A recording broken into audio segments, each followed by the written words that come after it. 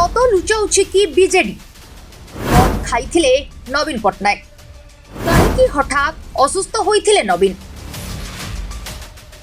मु सुस्थ अछि medical surgery BJD supremo नवीन पट्टनायक यह कहते से सुस्थ थिबा नै एक वीडियो माध्यम रे वार्ता दैछंती। नवीन को ही वार्ता गणमाध्यम रे प्रकाश पाइला परे तांकर समर्थक और प्रशंसकों निकट रे खुशीर माहौल देखा जाइछि।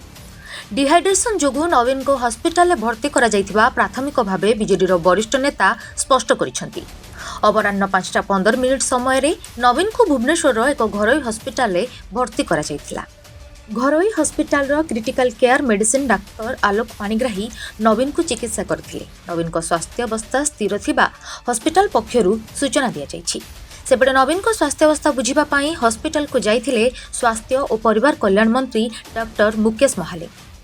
नवीन को असुस्थ खबर शुणी बीजेडी नेता कर्मी और तांको भल पाउथिबा लोके चिंतित होई पड़िथिबा बेले समस्ते आशु आरोग्य कामना करिसेंती।